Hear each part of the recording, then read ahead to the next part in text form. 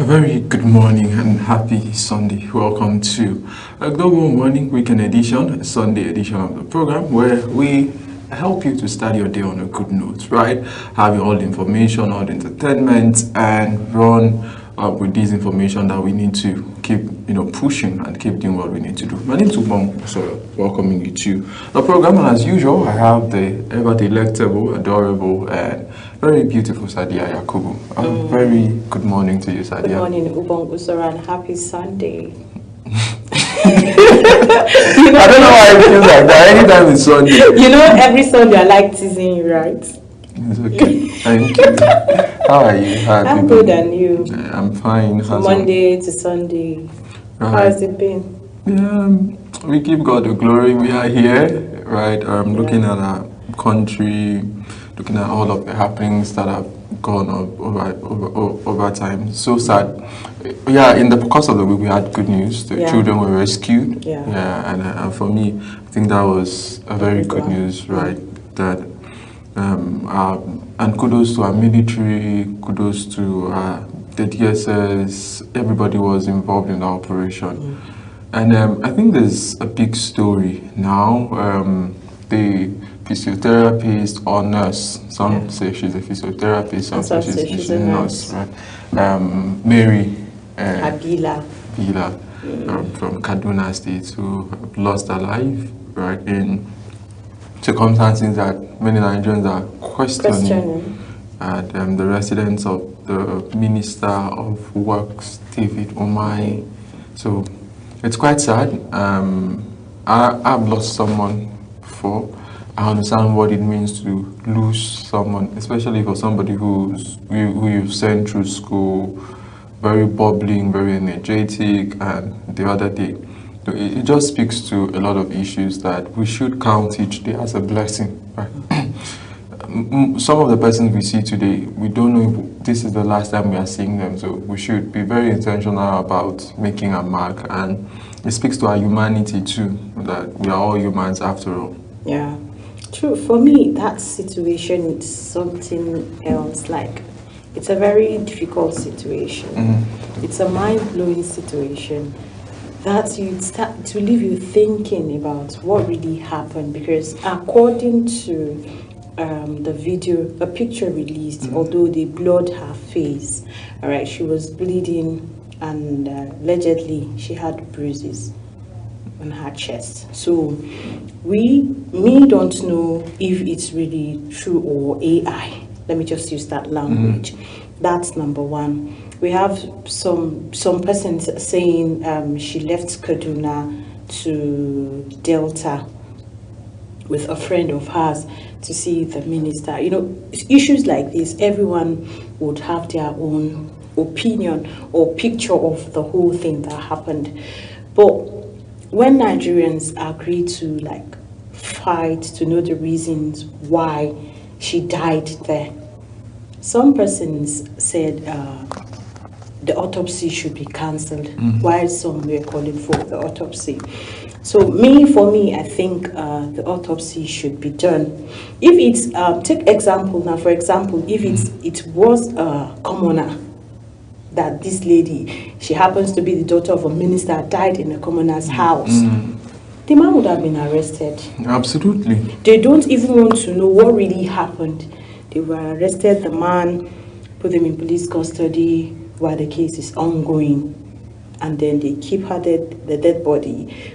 They immediately go for autopsy. Right. You understand? That means Nigeria is a 50-50 something. It favors some persons and it doesn't favor some persons. Right. I understand where you're coming from. So if a minister is involved, all right, if a minister is involved, if you can't arrest him, let him step aside until the investigation is concluded. But in Nigeria, it won't work like that. Right. So I saw a press conference, media chat, right? The minister, and he was saying things like her boyfriend. He was even translating, telling us what the conversation the late lady and her guy had. How did he come about that? Right. So I want to be very unbiased here. As painful as it is, I like the law says, you are innocent until proven guilty by a court of law. So first of all, I assume that the minister is actually innocent of whatever allegations that people have made. But like you've said, we need great level of accountability. We need great level of to be seen that we are doing the right thing as a country, because people are looking at us. The international community is watching at us. And for some time, it seems, like you mentioned, our law may seem to favor some persons over some persons. I remember one of those days when a story was told, right, by a driver who said the story, how somebody got into his vehicle, who was going from Kwaibom to Calabar, and on the way the person died. The same person came. So the only thing that helped him and saved him was that it was the vehicle was, a park was known, it was registered and all of that. So if it was just somebody, some of these persons who just speak along on the road and just say, oh, you enter, and something like that happens, how do you explain? How do you, a lot of things. We've seen persons who maybe stopped on the road to pick up accident victims and go to the hospital. They were sometimes arrested for it, they have to answer for it. So there are a lot of issues, concerning, like you mentioned, that if it is a poor person or somebody who's not well known, or maybe an Ubomusoro or something, absolutely. But those persons that have been in that conditions are not better than them, So you see, the socialites, they will be arrested, you'll be going to court, but this one, so we are not saying that the minister has done anything untoward, right? Because even I say some person say she slept, bare body, and I personally know some friends, that even when you talk to them, they say, if they want to sleep, they don't like to wear clothes to sleep. There are people like that, It could not have been that there was anything involved. It could just have been, and you never can tell, because seeing a grandfather when he died, I saw him in the morning, we spoke, went to see him. He was, recovering, looking strong, sitting, even in the evening, I saw him eat and all of that, went to bed, and he never woke up. So people can go to bed and never wake up, right? They were all strong throughout the night. You don't know if it is cardiac arrest, you don't know what happened. So it is now the prerogative of the state to now investigate, right? But now there's a back and forth between the family. The family says they do not want the autopsy for maybe cultural reasons and medical reasons, and that's just where we are. That's where we are, and it is what it is. Yeah. So may this departed soul rest in peace. That's our prayers. All right, so let's go for a short break, and when we come back, we'll bring to you the papers. Stay with us. Still close.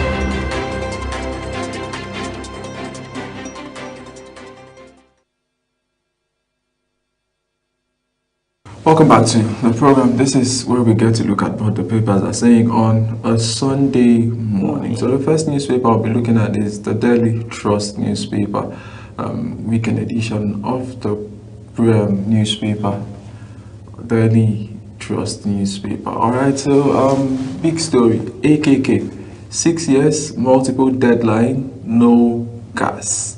That's the big story, and it's on page 5 of the newspaper. All right, I'm from Benue, how 59 persons were killed in 74 days, and that's on page 22 of Weekend Trust. All right, so let me just say something about this AKK. AKK is actually a pipeline that is supposed to transport gas all over Nigeria from, from the Niger Delta crossing into the Middle West rather, and central of Nigeria, and the North Central and all of that. So this project has been on for about 6 years, and from Buhari's time, we heard deadlines were given. It will be completed in 2 years, it will be completed in this year, it will be completed. Till now, it hasn't really shown to be functioning the way it should. And sometimes people talk about Nigeria as being an oil-rich country. Of course we are, but we even have almost 10 times more gas than we have oil. So gas is we even have more gas reserve in the country than we have oil. But I think we've been so focused on oil. And over time, for instance, those of us who are from the Niger Delta in my state, I've seen firsthand gas flaring. Right? I studied geography. One of those days we went for sightseeing and studies environmental impact of gas flaring. Nigeria flares gas daily, every day. If you are at Ibono, there are places, there's a place that the light does not go on and go off. That light is like fire that comes out from, the refining and everything when the gas are being pumped, and you see the gas being flared into the atmosphere. So we have a huge gas reserve that we are not tapping into. And by the way, gas can power our motors. Now we have CNG, compressed natural gas vehicles. Yeah. Yes, gas can power for cooking. We use cooking gas. Gas can power. Gas can give light in estates. There's this conference that I attended by the National Builders Association of Nigeria, Association of People Who Are Builders, and they were talking about gas reticulation. It means in estates, building gas plants in estates so that it can power the whole estate. So gas can even give us power. Gas can move our vehicles. Gas can give us cook. So basically everything we need to do with petrol, gas can do it. We can do it with gas, and we have more gas in Nigeria. So if we are intentional as a country, since it seems the petrol refinery is giving us issues, why don't we channel to gas? And now we now have alternative, right? And in economics, is basic economics. You do not need to be a professor to know that when you have two competing products, the prices will tend to go down, because look at the telecoms, for instance. Remember when it was 25,000, 30,000? Time now came where there are different products. I'll not mention any of their names, right? Different products. Now you can even get it for free, and when you recharge, they will even give you maybe 1,000 bonus. So I think we, as a country, we need to look at our priorities. Is this petrol economy working? Because Nigeria runs a petrol economy. Whatever affects petrol affects the country. Affects the whole country. Can we make gas cheaper? If we can put in investment in gas, and gas gets to, let's say, 300 naira per kilo, a lot of persons will convert their vehicles to CNG. Exactly. And the prices of transportation will come down, right? The prices of cooking, even food, will come down, because a lot of persons now calculate the gas amount. I think today is about 2,000 something in the market. Some places it depends on, although it depends on your location. Yeah, some persons they sell 1,600 per kilogram per kg, right? Correct. And some persons sell at the rate of 2,000 and above. So it depends on your location. You could see. So we really need to get that done. All right. So let's get back to the papers. Sadia takes the next headline. All right. So Funtua Gidelmutun Aya Road, journeying through a death trap. That's on page 13 in case you need details to that story. Jostle for deputy governorship slot intensifies as INEC opens portal today. This is politics. I'll say a few things here before we move to to be a governorship candidate is very hard. But from what I've seen, it seems the politics that goes to the appointment of a deputy can sometimes be even more pronounced than what happens between, being a governorship candidate. Because yesterday, the governorship candidate of Lagos State for the APC came out to say that he didn't even know his deputy. He was being recommended by the party, the APC. There was a phone call. He said phone call. So if they can nominate through phone call, I think we have hope one day. Right. So you could see the kind of jostling. In fact, our Vice President Kashim Shettima, there were lots of talks that President Tinubu was going to change him. Right, a lot of persons expected. In fact, they even published some names. Yeah, Jacobo Dogara was mentioned. A lot of people were thrown, right? And at the end of the day, Tinubu just decided, we'll go again. let's do it again. Let's do it again. All right, so we still take the papers now.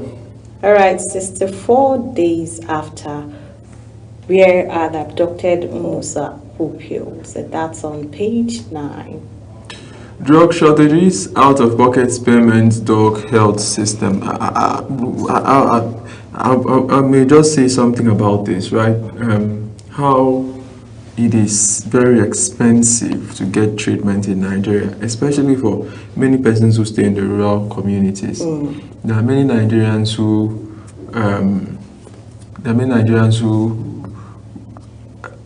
would have gotten treatment, or because of access to healthcare seems to be very difficult, right? You need to get your hospital cards. Some cards are upwards of maybe even 5,000, 10,000 now. All of those issues. So these are issues that are affecting the ordinary Nigerians, and we just wish that we can do it better. I hope so. Okay, so we'll take the next newspaper this morning, Sadia. Yeah, the next newspaper is, but then you take the lead story. All right. It's a mix-up somewhere. We'll come back with that, the newspaper. But we're just talking about how access to healthcare, right? How difficult it's been it's becoming for Nigerians to get access to healthcare. And we see some Nigerians, who should have, maybe gotten access to healthcare, are denied, location, medical doctors, some, which I understand with them. Some don't want to go to rural communities because some of them are kidnapped. Yeah, because of the insecurity issues we have now in the country. So most of these doctors don't want to go to rural areas. And that's number one. Number two, roads to this most of these rural communities are very, very bad. Like, they are very poor. Sometimes when you go to these rural communities and then you see medical center or health facility there, you yourself won't even allow anybody to treat you. It's just a single room. In that single room, that's where they treat everybody. They deliver babies in that same place. So the whole thing is just centered around health and then accessibility. So let's go with the Guardian weekend. All right, so the Guardian newspaper lead story: victory in forest, failure in system. Hard lessons from Orire rescue mission. Victory in forest, failure in system. A lot of Nigerians have also asked questions about this. How were these terrorists able to get to the school in Obomoso? That's exactly my question. How were they able to cater these children? What was the means of transportation? Who were those that would have reported but did not report? So those are some of the systems. Is it that the school did not have security? Sometimes when you hear people saying, or the military personnel telling we, the civilians, that security is everybody's business, some of us tend to take that statement as a joke. Now, we have people living in our midst that we are not that familiar with them. All right. I want to believe before this attack took place, you had some people around the area will definitely notice signs, like seeing people, like I think, was it the same school kidnap or another place, or is another school that the bandits were in that area for 10 days, and then they have this woman selling akara, beans and bread. These bandits were coming to buy. This woman is a woman that allegedly, she's a woman that sells, that make 2,000 naira per day. And then these people started coming to buy on a daily basis. They come to buy. So she makes 10,000 naira daily. You look at them, you know that these ones are suspects. They are bandits. But because she felt she was already making money, she couldn't tell the security agencies that here are some set of persons coming to patronize me on a daily basis. These are their looks like. Let them investigate. It was after the whole incident took place that she now came out that, oh, these people have been coming to buy food from me for 10 days. So you could imagine, security is everybody's business. Right. If it doesn't happen to you today, it will definitely happen to someone or somewhere you would hear about. So you always inform the security operatives. You as yourself, be vigilant as well. Because saying government should protect us now is not enough. You also need to protect yourself, be vigilant, and then report any suspicious movement or cases to the relevant authorities. That's for me. That's my advice. Yeah. Absolutely. Let's go back to the papers this Sunday morning. Other stories say why Adeola is best positioned to succeed Abiodun as Ogun governor. It's coming from King Tunde. All right. Supreme Court upholds final forfeiture of Emefiele's properties, worth $20.45 million assets to federal government, and that's on page 36 of the Guardian Weekend. It's been a week of forfeitures because former Attorney General and business mogul Achumogo, right? And now the former central bank governor. Their assets being forfeited to the federal government. But there are questions some Nigerians have asked. For instance, Malami's case, there were businesses that employed Nigerians, listed as proceeds of crime.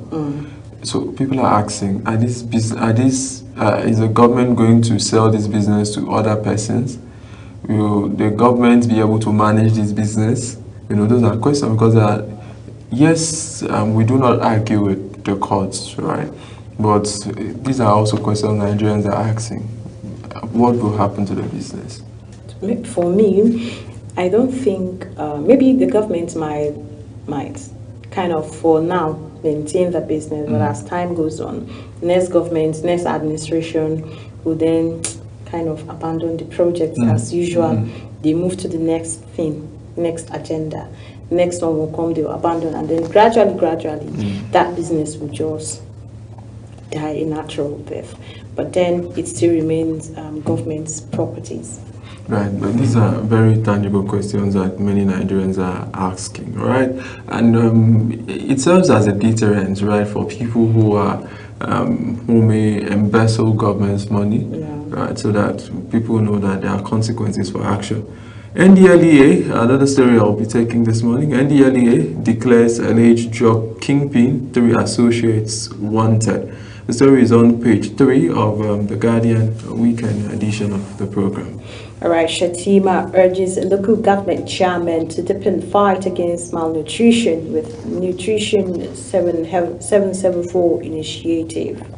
Mutsvang pledges sustained security partnership as new general officer commanding takes charge. Story is on page 36 of the newspaper. All right, Burna Boy makes a history as first Nigerian artist confirmed for 2026 FIFA World Cup final halftime show.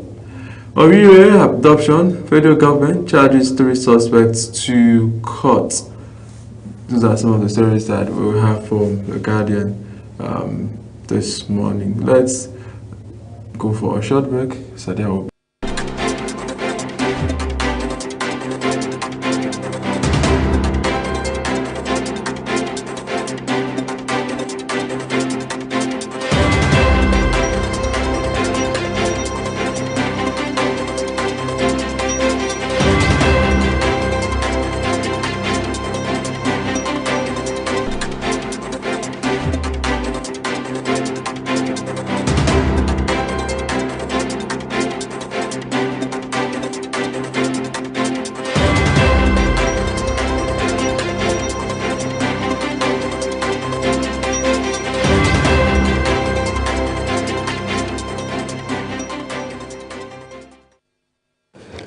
So we're still looking at the papers now. Let's look at what the Hope newspaper says for Sunday edition. The paper says, lead story, APC National Assembly list. Aggrieved primary winners approach court over name substitution. Sues parties NWC, that's National Working Committee, and INEC. APC still having issues with the primaries that was conducted just a few last month, right? We're seeing party members saying that their names have been substituted, and party giving suggestions as to why that was done. And there's still complaints, right? Even some Nigerians have talked about the fact that the parties are yet to officially, publish the names. They waited until they had to submit the names to INEC. So party members do not get to know what is going on and what has led to this with the party at this time. All right, so and it speaks to the kind of politics, right, that we play in Nigeria, where a lot of persons do not have confidence in our parties, and it's becoming troubling because almost every day we see suits from one party to the other. We see where parties, take issues to the courts, and from different political parties, from the APC to the PDP. And the APC is one party many Nigerians have talked about as being very stable, right? But with this, it's proving that the party may not have been as stable as a lot of persons would have, been saying and would have been suggesting for over time. But this is where the APC is at this time. Other stories, tensions as Iran hits Gulf facilities, warns of wider offensive against the U.S. Iran and the U.S. continue their, first out. The U.S. tackling and striking facilities in Iran. Iran also striking, U.S. Facilities in the Gulf region. NNPP chair Top Exco resign ahead of Goba pool. All right, the elections are coming. We're seeing alignment of political parties from various parties all across the country, right? And so he says the NNPC chairman and Top Exco resign as they prepare to go into the election. African nation adopt Abuja communique on correctional reforms. Nigeria, Ghana strengthen alliance to tackle xenophobic, Afrophobic violence. Right, this news came in earlier yesterday, where we saw government officials from Nigeria and Ghana releasing statements as to how this xenophobic attack can be tackled. And for me, it's what it should be, because sometimes we just talk about the fact that in our country, we need in our continent to work as one people, to be able to do something good for ourselves. But with this xenophobic attack here and there, issues where we're seeing back and forth, it's good that now we're seeing countries come together to say, no, we cannot accept this. We cannot accept this. This is totally unacceptable, and pushing out a narrative that this is not something that will be condoned against any of our citizens. Ondo Football Agency, other stories, revamp neglected pitch to boost soccer. Vehicle number plates not scarce in Ondo. FRC boss blames delay on administrative processes. Why I won't marry a man with lesser income. BB Niger, Sabarin. These are some of the stories that we have on this Sunday for you on the Hope newspaper Sunday edition of the paper. We're still looking at other newspapers this morning, and the next newspaper we'll be looking at is the Sun newspaper Sunday edition. The Sun newspaper Sunday edition. Peter Obi opens up. So it says Nigeria in mess because of transactional governance. Tinubu tired, lacks capacity to govern. 140 million persons slip into poverty under the current federal government. what I would have done differently regarding fuel subsidy renewal. As Peter Obi celebrates his 65th birthday, he's come out to open up and say some things. My background in IT, great for dance career. This is coming from Ikeoya, a creator and a Yoruba fit and dance. Ogun, Gullies, gridlock and grief. Gullies, gridlock and grief. The story on pages 4 and 5 of the Sun newspaper Sunday edition. Residents of Ogun, Lagos border communities lament in pain of navigating deplorable roads. Communities deserted as landlords, tenants abandon homes. And this just speaks to the fact that we have a lot of work to do as far as infrastructure is concerned, right? A lot of massive infrastructural projects that must be done all over the country to be able to lift our infrastructure to be in at pair, at best, with other countries around the world. And we still see many roads in the country is actually suffering from one problem or the other, and we see this from Lagos to Abuja to Kaduna to everywhere across Nigeria. We keep seeing these patterns, and we just hope that with our politicians we are able to solve this issue once and for all, right? Even though we may and we can't talk about our maintenance culture, how are we able to maintain the roads that are even being done in the country? But these are some of the issues that as a country we must be focused to make sure that the issue of road infrastructure we are able to solve it once and for all. Other stories that we're still taking: Second Anambra Airport project sparks war. Second Anambra Airport project sparks war, right? On the rider says Soludo shouldn't waste resources on White Elephants projects. That is coming from Uzoichuku. Anambra government deserves commendation, not criticism, coming from Meto. Why we won't offer fake pastor and fake native doctors.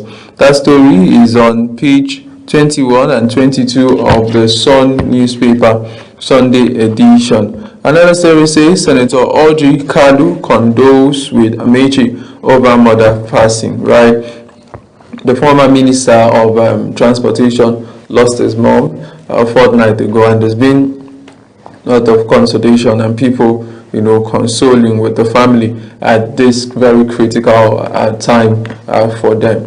Court orders final forfeiture of 52 Lagos houses to the federal government. It's been a week of forfeiture from all angles. We saw the federal government, ordering the forfeiture of the federal government actually ordered the forfeiture of the properties linked to former CBN governor. That's talking about Godwin Emefiele, right? And also the courts, the Supreme Court in the case of Emefiele, and the former Attorney General of the Federation, talking about Abubakar Malami. There was also a forfeiture by the court of properties which the court says it believes to have been linked to corruption in one way or the other. Other story says Atiku to Tinubu, you can't build prosperity on deception. Alleges 210 billion duplicated allocations in 2026 budgets. President's economic policies have ruined life. That's coming from the ADC and Alhaji Atiku Abubakar, and some of the things he said to our president. Let's take the final newspaper we'll be taking for the Sunday morning this morning, and that will be the Independent newspaper. The Independent newspaper. The lead story says Atiku ADC taunts federal government over World Bank poverty report and 2026 budget. And then there's a picture of Alhaji Atiku Abubakar, the presidential candidate of the African Democratic Congress, there on the front page of the Sunday Independent newspaper. And other story says, your adoption. Makinde calls on UN not out of place. Experts. Makinde call on UN not out of place. Experts. Or your adoption. Makinde call on UN not out of place. All right. Other series, the business of begging inside Nigeria's secret economy of survival. I just want to say one or two things about this, begging. We've seen time and time again where children are left in the cold of the morning. You see them move from one place to the other, begging and asking for alms. Not just children. We've seen all people some people who don't have any physical challenge, right? We've seen those kind of persons too, who get on the streets and solicit for support, for funds. And it just brings to our consciousness. I know it's a worldwide scenario. People could say that even in the US and in most developed economies, we've had people who have gone on the street to ask for alms and help, right? So that can be said. But in our case, as a country, right, most of these persons are people that can be productive. They are persons that can do something for themselves. They are persons that should, get maybe a job, get employed, get something doing. But you see them get on the street. So there's a lot it speaks to. It speaks to our value system. It speaks to how we are able to integrate our citizens and even the quality of life that were given to our citizens. And these are very congruent reasons why the government must sit up to make sure that we reduce, at least at best, we make sure there's a reduction in this kind of activity, the begging that we see people go on the streets, soliciting for funds, asking people for help, and all of that. We shouldn't allow it. Yes, it's become a culture for far too long. We shouldn't allow it to continue as a culture. There must be, and there can be something we can do. I refuse to accept that there's nothing we can do about it. There's always something we can do, and we can do something with the right political will to, solve this issue of streets begging, children hawking, child labor once and for all. Another story this morning says Constitution Review Proposal seeks 12 new Senate and 34 rep seats for women. Well, we've been, going back and forth with the constitutional review. There's been panel set up and headed by the Deputy Speaker of the House of Representatives. We've seen that, and there's been lots of back and forth. Nigerians who have also asked questions as to what are we going to do concerning the constitutional review? Where do we stop the review? What are we reviewing? Right? These are questions that some Nigerians have asked, and we've talked about state policing and other issues, and that we've seen has been brought to the fore at this time of our nationhood to see how we can move the country forward. So those are all of the stories that we have for you on the newspaper segment of the program. We will be going for a short break, and when we come back, Global Morning continues with Sadia and Ubong. Please stay with us.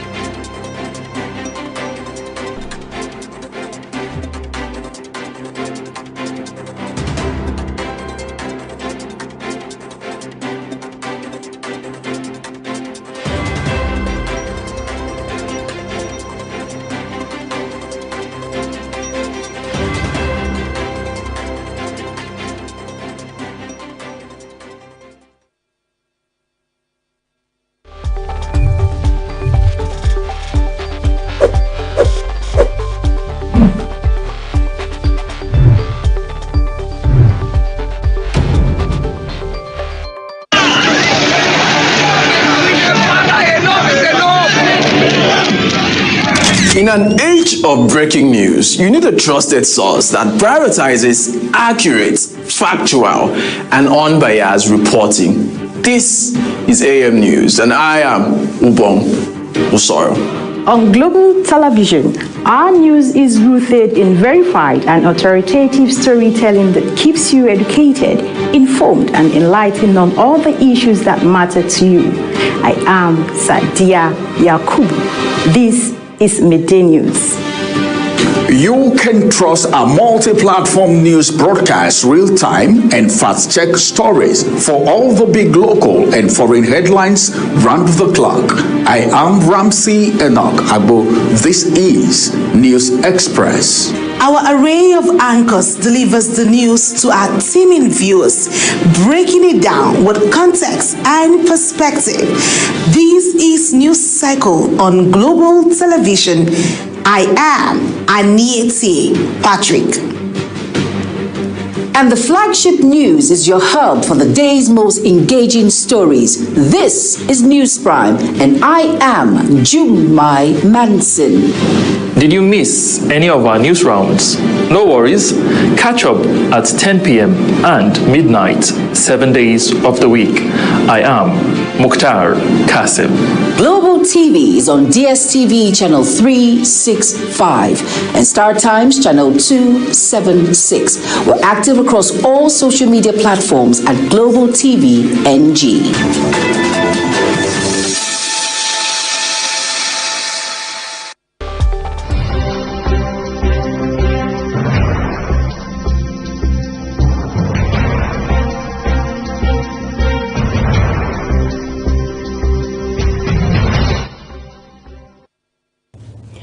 Alright, so welcome back to our program. It's time for our breakfast. Sadia, over to you. You know, if you're a foodie like me, like if you love food like me, I mean, this is for you. Ubong.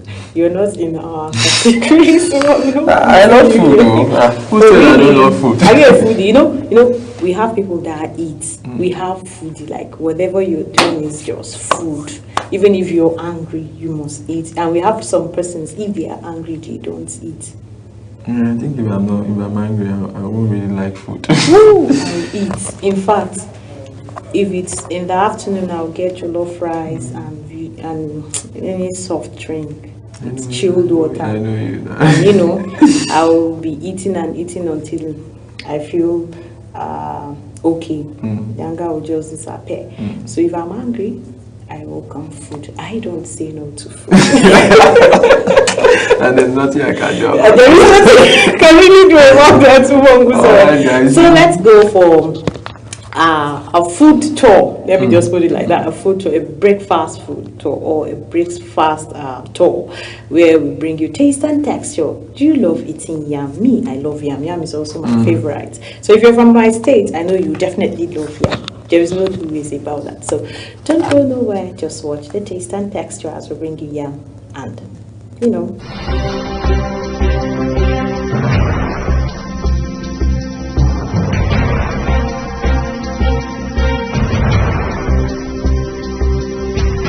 Hello everyone and welcome to Taste and Texture. This is Saada Sugariba, your creative chef. In today's episode of the program, we'll be making yam and scrambled eggs. Yam and egg is the ultimate breakfast consumed in Nigerian homes. The delicious richness of yam pairs nicely with the egg and other ingredients that you'd love to make this over and over again. Ingredients: yam, 4 eggs, chopped onions, chopped fresh tomatoes, chopped peppers, seasoning cubes, salt, vegetable oil, and water. To prepare, peel the yam and cut into desired sizes. Add your peeled yam into a pot. Add salt and water and cover to boil. For the scrambled eggs, dice your onions, tomatoes, and peppers into desired sizes and add into a bowl. Break 4 eggs into a different bowl and add salt. Add some oil in a pan and heat up. Fry the onions for a bit and add pepper and tomato mix. Fry the mixture for 3 to 5 minutes while stirring gently. Add some seasoning cubes for taste and stir again. Add your eggs to the fried mixture and allow to fry for 3 to 5 minutes while stirring gently. Allow the oil to evaporate and turn down the heat. There you have it, your yam and scrambled eggs is ready. That's a wrap on today's episode of Taste and Texture. I hope you enjoyed these culinary demonstrations and trust you will try this recipe at home. Be sure to join me again for yet another taste-friendly delicacy. I am Saadatu Garba, your creative chef, saying thank you for watching.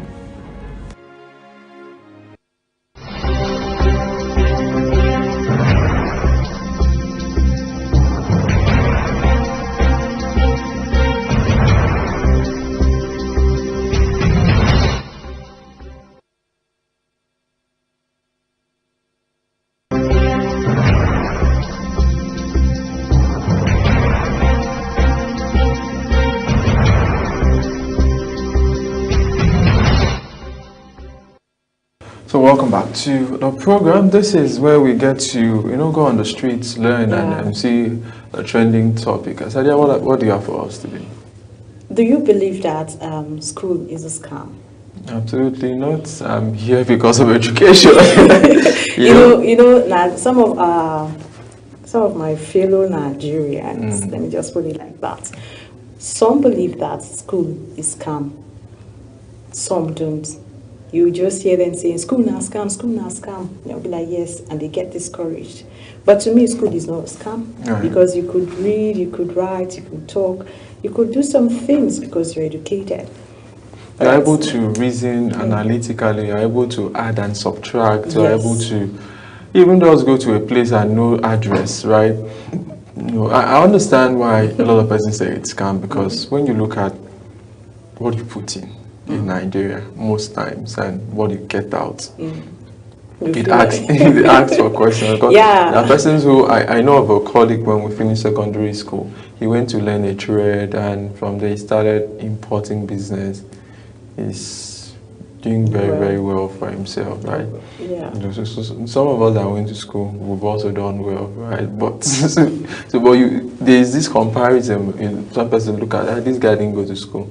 He's doing better than me. So why did I really have to waste my time? I think that is what raises some of these questions. All right, so let's take it straight to Ogochukwu Mobuno to hear what's our people's opinion, what's her own opinion on the program Randoms. Stay with us.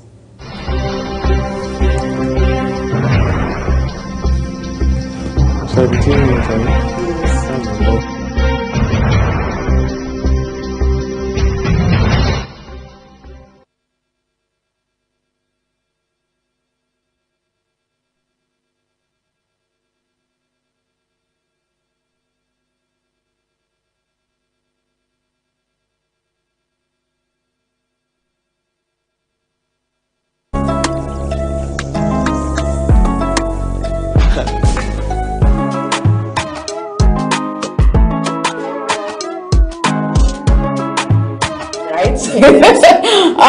Alright, this is Randoms, where every opinion counts, every voice matters, and every conversation begins. So let's get started.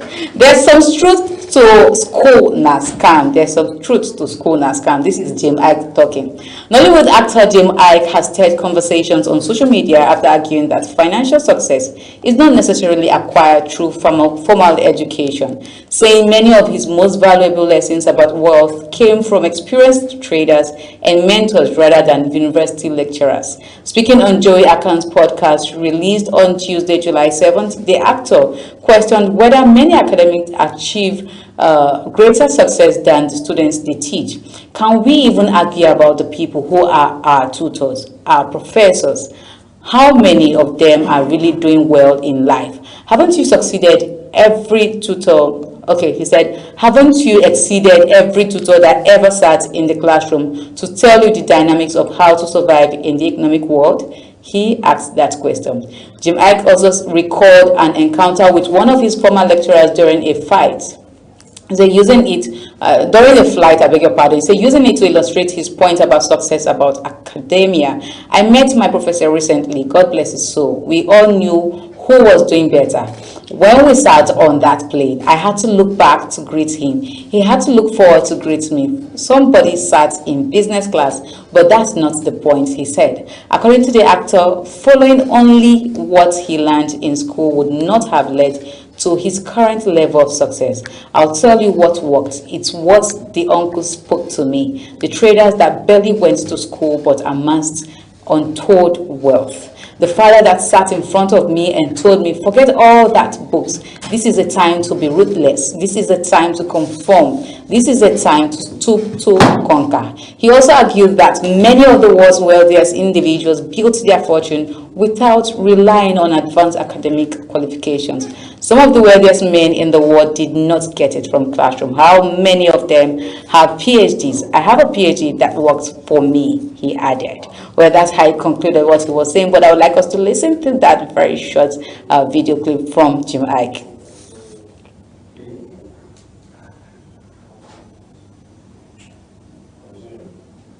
All right, so before we bring you that clip, yes, right there, like I said, I have with me Angel. So let's take a look at some comments, then we'll definitely go back to that clip. So the first comment we have here is coming from Bidemi Adelo. And Bidemi says, outside material things and money, what is your definition of I am doing better? It's all money. It's all money.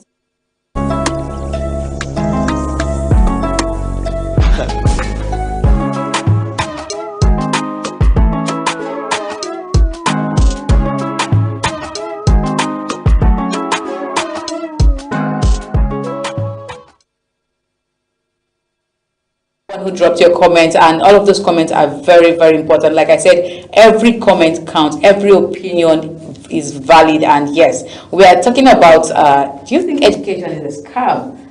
We've heard so much about this, and Jim Ike has brought it up by giving his own point when he said he feels like there is a truth to education or school, not scam. He said school, but education is not scam. It's no scam at all. And I love every comment right here.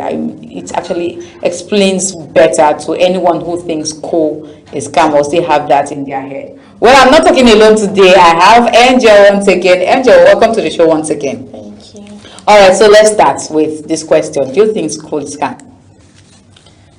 Personally, I do not totally agree with the saying school is scam. Okay. Because yeah.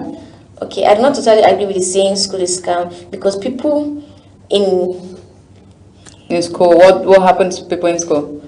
People strive differently. People have different paths that they follow in life. So people that chose education, that's going to school, do have different mentality from people that choose entertainment industry.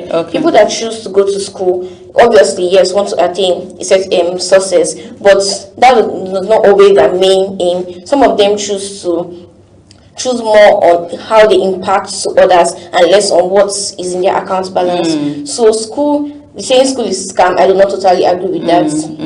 I'm happy that you don't totally agree with it because you're a student. Because some students will tell you, why am I even in school? And let me tell you the truth. I want to confess now to everybody. There was a point when I was in school that I said, why am I even in school? They would have just gathered all this money for school fees. I know it will amount to millions. Just gather the money, give me, let me go and start a business.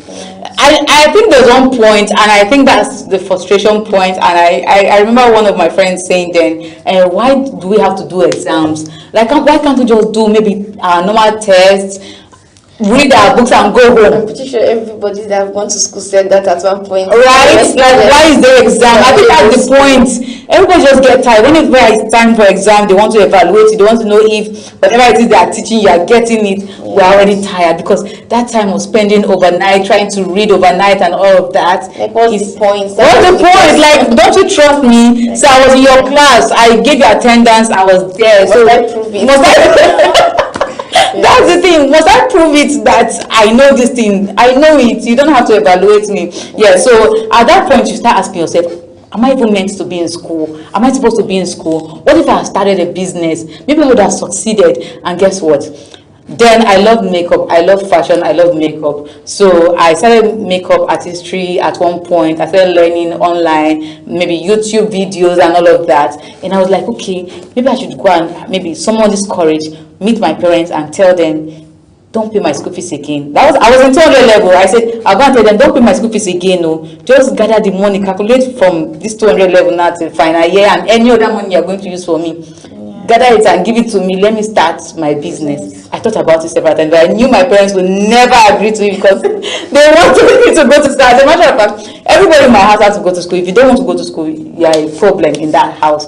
So at that point, I was like, okay, maybe I should just tell them, let them gather the money, and I'll, at that point, I was feeling school is scam. Honestly, because I told myself, I said, okay, what is the reason for going to school? Why am I going to school? That's the question I asked myself. Because I studied history and international diplomacy in education. That was my first degree. So I was like, okay, why am I going to school? To be a teacher. I love to teach, I know. Then what else am I supposed to do again afterwards? What if I get bored, I get tired? And I know education, I know whatever it is you want to do, it should be something that you love to do. That's the only thing that can keep you going. Yes. So if you don't do what you have passion about, you can never succeed or you can never thrive. So I was like, okay, what if I get tired of teaching? What if I don't get a job? At some point I was asking some persons, I even met my lecturer, I was like, okay, now me that I am doing history and international diplomacy, where can I work? He started mentioning some international organizations and all of that. I said, what if I don't get a job there? Why can't you also gather money and give to me? So at one point or the other, I think every student at one point or the other always have this mentality of school is calm. What are we even doing in school? But then again, I also know that when you have an ambition, you have a career, you have a goal, school is not scam. And school doesn't have to be the university. It doesn't have to be secondary school. It doesn't have to be primary school. There are some people that pay for small classes. They learn things. They'll pay for maybe 2 weeks classes, 1 month class to learn something. Let's say, for instance, shoemaking. A lot of persons have seen so many footwear, Nigerian brands, footwear. You see, people pay for those classes. I don't think, have you paid for any class, any online class at all? Yes. What did you learn? Makeup. Makeup artistry. We are together in this. I paid different tutors. I did online makeup classes, different one. I did virtual, I did online, I did different kind of makeup classes. The truth is, those things are also schools. Those places are also schools. They have school of so and so. They have school of business, school of this. So you actually have someone tutoring you. It might not be the university. I feel like maybe sometimes it's even the whole school. School is not about just school. It's what you are going to school to do. It's the knowledge. Whether you are in class, whether you are whosoever way you are learning it from, is the knowledge you are getting. It's the knowledge you are carrying along with you that matters the most. So maybe because of the whole classroom, the whole classroom setting, sitting that makes you look school is scam. But we learn every day. We don't know it. We learn every single day. So I feel like that's the most important part. That's why school cannot be scam at all. That's a classroom. School is a setting, but we learn every day either ways. Honestly, very true, Angel. I really do not believe that school is scam, because even him, Jumai, who is talking, he did, like, for instance, he said he's into business, which is actually what he's doing right now. And I know for sure that he did not just wake up from the blues and started his business. I'm sure that he went to business school. Either he went to Lagos School of Business or London School of Business, or one business school or the other. He all actually learned something. And if he says school is scam, I remember when he was acting, he did theater act. So that helped him. So school cannot be scam. You understand? So if not, who would know Jim Ike? I don't think I would have heard of the name Jim Ike if not for theater art, if not for acting. He studied that. He used it. So it's just like earning him. And it's earning him money, and that's the only way we actually knew him. He must have actually gotten some amount of money. Then he said, okay, let me do something bigger. Let me start business. For instance, what are you studying now in school? Mass communication. Mass communication. And right now you are here on TV. So you can decide and say, okay, tomorrow when you are done, you graduated, you can tell yourself, okay, I want to be a proper communicator. I want to be a broadcast journalist, or I want to do something that has to do with communications. You can go on further, and you can come back and start being a fantastic communicator. Does it mean school is scam at that point? It doesn't mean that. So I really do not like when people say school is scam. I know we all at one point we got tired of the whole thing. We do not want to see it. We don't want to hear anything concerning school. In fact, at one point I say, if I graduate from this school, I say, God, just help me. Anything that makes me leave school, even if I see suya paper, I will not read. Have you gotten to that point?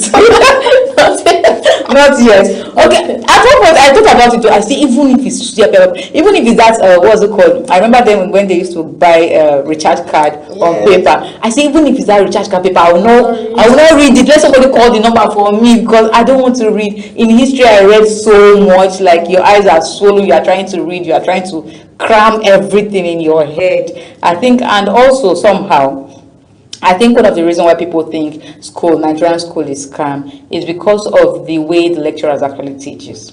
Because sometimes they just want to push everything in your head. We do a lot of theoretical work in Nigeria more than practical work in Nigeria. So they are teaching you, they are telling you, get textbook, get handout. You are reading and reading, but you are not even practicalizing what you are reading. So let me give you an example. In 100 level, I know you wanted to say something, but let me just give you this example. In 100 level, there's a course we did in 100 level, I think second semester 111, archaeology 111. And that archaeology 111, archaeology has to do with artifacts, going to dig up artifacts, reading about the artifact, calculating it and all of that.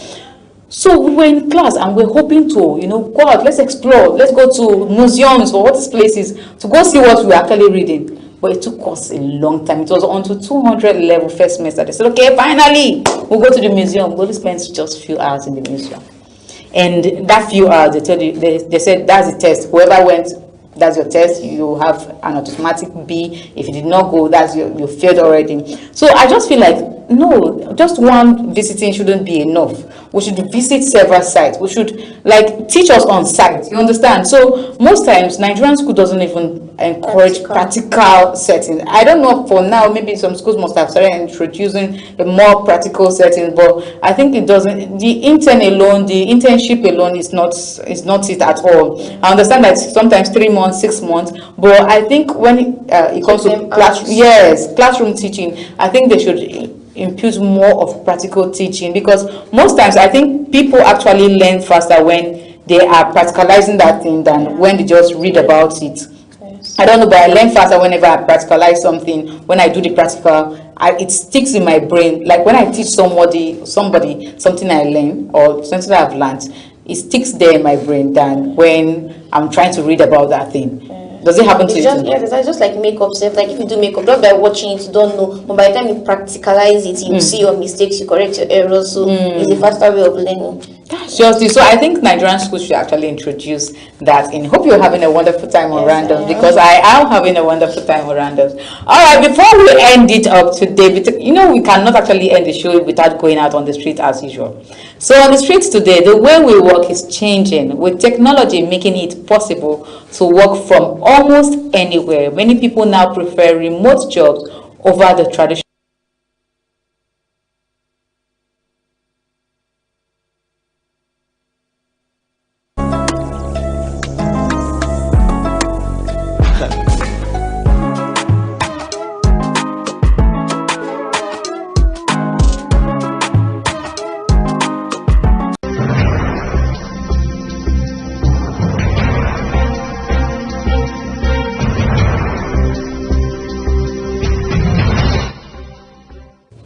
So yes, that's it from Ogochukwu and her guest or co-host rather. So let's take it to our comment section to hear the views of people. Is school a scam? We have Musa Tai. Even Jim Ike that said school is scam is because he is privileged to attend school. If he is not educated, maybe he would not have get to the level he is today. And if he's not educated by now, he's been struggling more to get his children educated. School no be scam. All right, the next comment from Siraju na iya Idris Kutudupahwa. School na scam because the high unemployment rate in Nigeria is alarming. Many graduates are out there on the streets looking for something to do after spending many years and money in school, all because many Nigerian universities do not offer practical courses that would expose the student to diverse opportunities relating to their course of study, but only limiting them to teaching and other low-earning jobs in the country. Next comment, Hawa Abdullahi Musa. School no be scam, no matter where you go and how far you go. If you are not educated, you will be looked down upon. Mama Samha, wallahi school no be scam. School will never be scam. Aliyu Rufai, school no be scam. Muhammad Shribul, school is not scam. School bring progress and good behavior.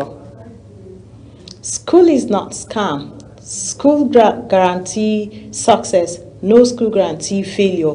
So it's not a scam. So there's a much we can take on these from the comment section because of time. All right. So Some persons are saying school na scam because we have high rates of unemployment in the country, while some are saying no, school is not a scam because you could defend yourself wherever you go, and you could stand for yourself. I mean, do many things for yourself. You don't need to start asking someone to do some certain things, or for example, to read a text message for you or help you write. You wouldn't ask someone to do that. So school truly is not a scam. So let's hear from Ubong Usoro his own view on the issue.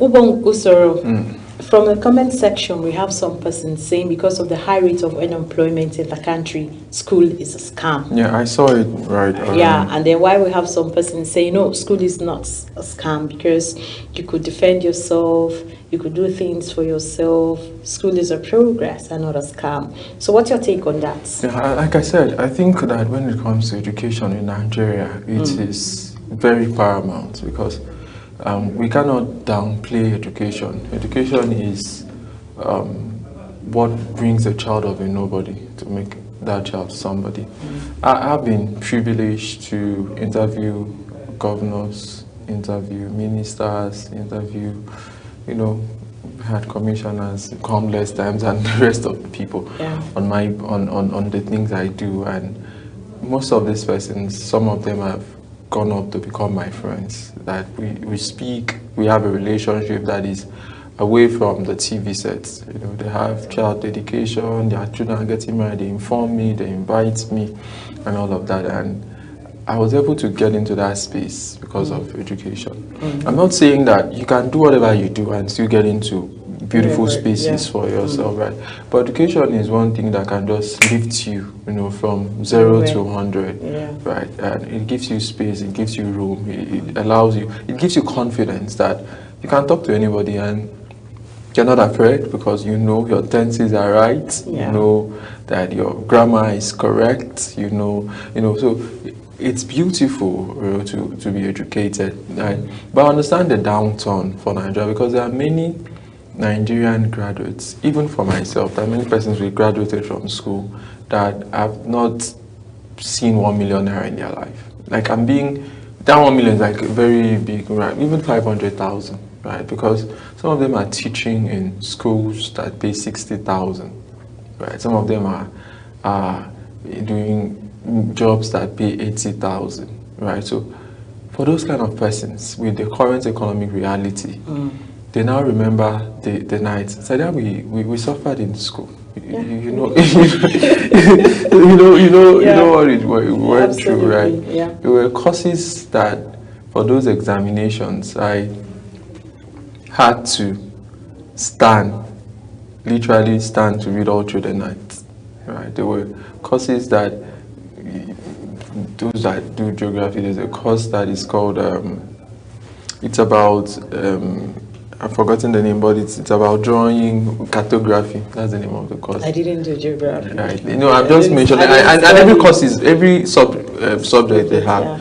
For those of us, it was cartography. For me, I feel it was the most difficult course, right? Because you have to spend days in the lab. You have to perfect your projections. There's genomic projections. I've even forgotten a lot of them. And these projections, I don't know if you've seen a map. You've seen those tiny lines in the map. You have to have them in your head to reproduce them on paper. even though the world has moved on, there's a GIS technology that can do that. Our lecturers they say they want us to still know so that we'll know what they passed through. so they teach you that in your 100 level, right? And when you get to your 200 level, they'll now teach you GIS, like to use map, to use computer to do it, which is much simpler and easier, right? But many of us still did that ones with hands. You know, you buy your tools. It took days to do one projection, and you do a projection. It's a very fine project, very fine drawing. You come, they'll give you 2/10. Heartbreak. So that was the kind of. So imagine somebody who went through that. I know course met that we had to contribute money to pay. I myself was fortunate, you know, I worked as a PA to somebody in government and all of that. So I was the backup, financial backup. Yes, I was better off, right? But we had colleagues, and even with that, there were days that we basically had to beg our maybe female colleagues. You know, we had this, I won't forget that, who the mother had a restaurant, you know, that if get as it be in the night, to call her and say, I beg, if they come up from Momsy place, please bring food for us, right? So all of those suffering, and it's not generic, it's not like it's my story alone, it's like the general story of most Nigerians, especially people from middle class families, right? Because your parents who are building, they are trying to buy a car, they have other siblings to take care of, sometimes the money they send to you is not enough. There's a lot that you need to do, things are costly. So you finish from that stress, you go to the NYSC, another very stressful experience, right? With 7,000 and all of those things, you finish from 19, Gen Z 19, finish with all of those things. Somebody is coming to give you work of 50,000, and you would have asked. You know, so those are questions that bring this kind of conversation. It's true, Sha. It's quite unfortunate. Sometimes we need to go through this tough road or tough process after the whole scenario. Then you get employed for 50,000, 40,000, and then you see someone that did not even go to school earning more than you, doing good more than you. So he would say school now scam. He will feel like school now scam, and that's why nowadays we have a lot of crime. Like the crime rate now has increased. Yeah, a lot of persons are into because forgery. because they believe going to school before getting that money is a lot of process. It's very tough. And then some persons will from nowhere just hijack the whole money. Just like, sorry, I will have to cite an example with this fake presidential Presidential Foreign Intervention Promotion Presidential Council. Foreign, let's just take that one as an example. This, what's it called? Prince Adeyemi. Yeah, he do meet with people, like prominent people. He has an office here at the Secretariat. There is funding coming in. So let's say we have a lot of persons who are like that. We are in soup in Nigeria. So some persons will be like, for him to do like that, I can do more.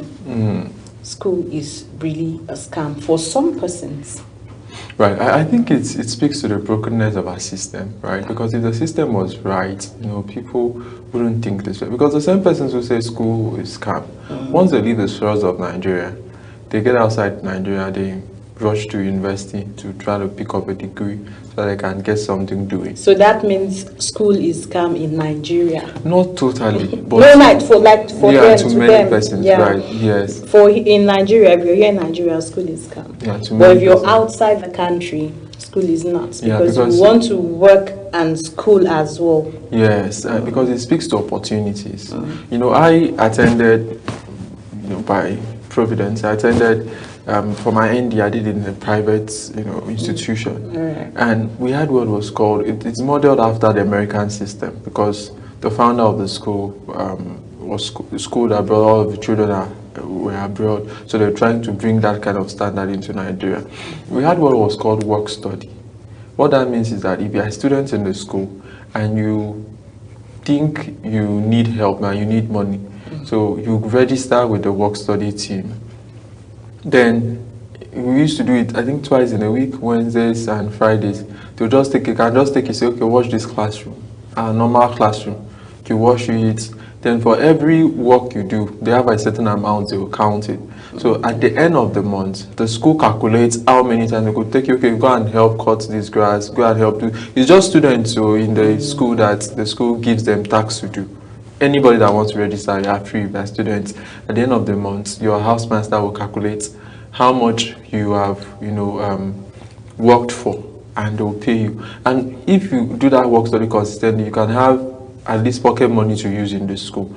So that's the kind of system that operates abroad, because those persons who are abroad, they understand that it's easy to get a job, to do other things by the side and still go to school.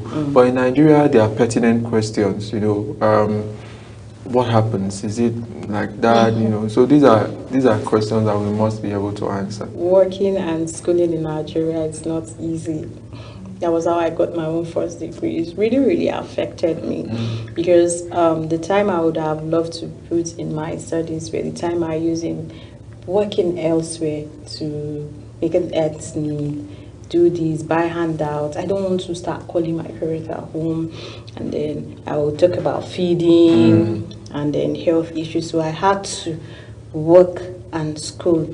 For some persons, it might not be tedious, like it's a very, very easy something to do. For some, it will affect them, like myself. So wherever you find yourself, just be grateful, live in your best. School is not a scam. That's Absolutely. what I believe. I agree with you. School is not a scam. You just have to be, grateful, look for opportunities, and keep believing that opportunities will come for you. But that we come to the end of this segment. We'll come back again. Stay with us. It's still Global Morning, Sunday morning edition. My name is Ubong Musoro, and Sadia is here. Yeah, go nowhere. DSTV channel 365. You're coming back.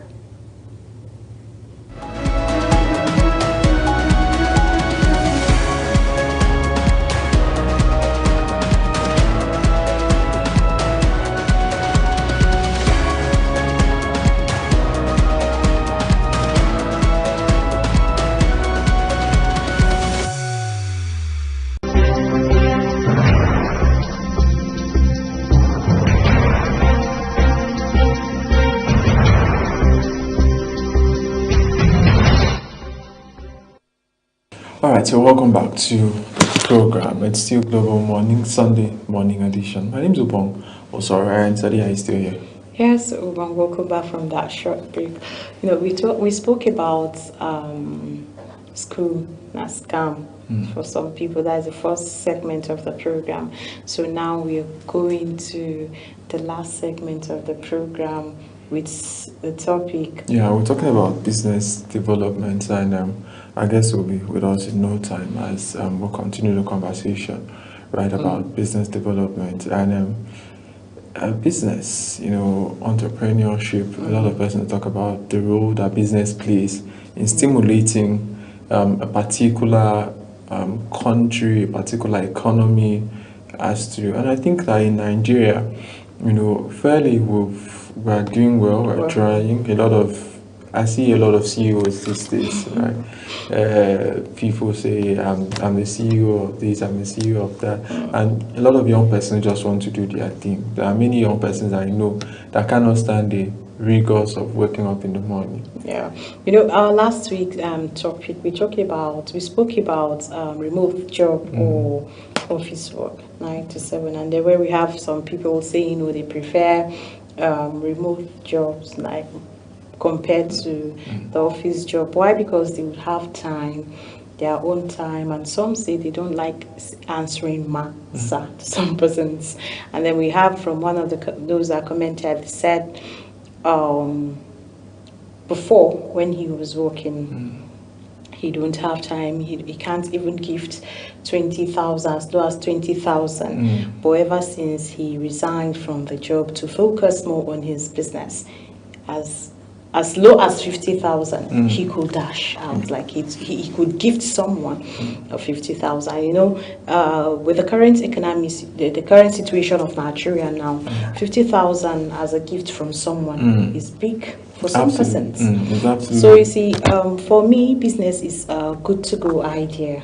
Right, absolutely. Business is something people should, you know. Even if you're working, you should have a little business outside. Like the one they call side hustle. Side hustle, right, or BB. Because right, absolutely, because the economy becomes very tough, difficult. You should have something to fall back on, right?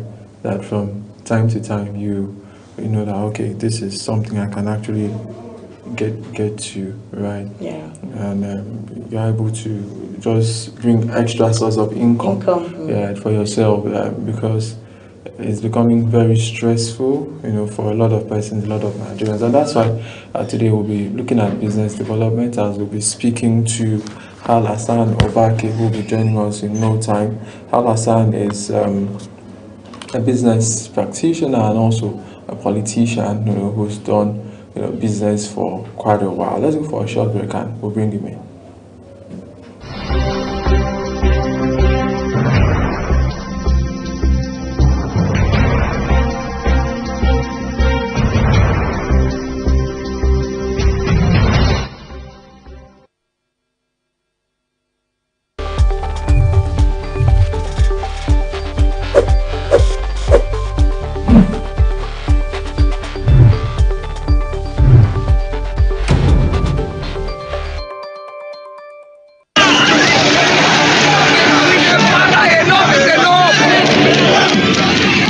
In an age of breaking news, you need a trusted source that prioritizes accurate, factual, and unbiased reporting. This is AM News, and I am Ubong Usoro. On global television, our news is rooted in verified and authoritative storytelling that keeps you educated, informed, and enlightened on all the issues that matter to you. I am Sadia Yakubu. This is Midday News. You can trust a multi-platform news broadcast, real-time and fast-check stories for all the big local and foreign headlines round the clock. I am Ramsey Enoch Abo. This is News Express. Our array of anchors delivers the news to our teeming viewers, breaking it down with context and perspective. This is News Cycle on Global Television. I am Anieti Patrick. And the flagship news is your hub.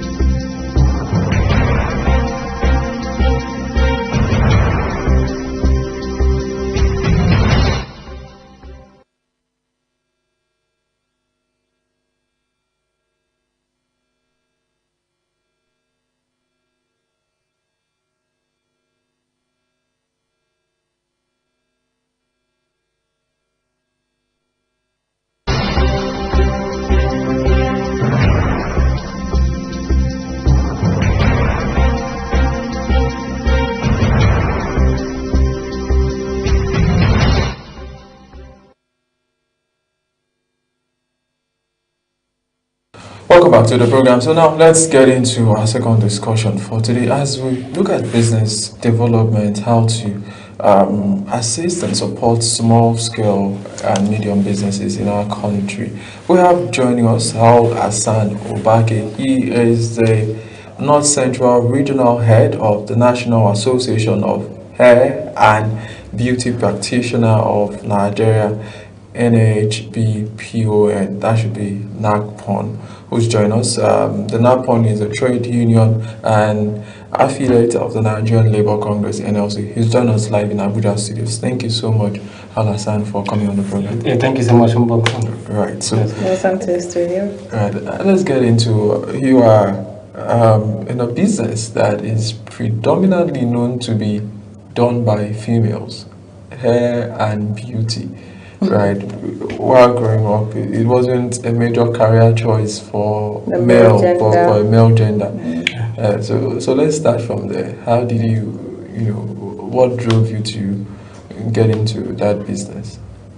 Yeah, actually, the business is a lucrative business that require not a lot of money, but there's money involved, sure, but at least a little bit you can get yourself equipped and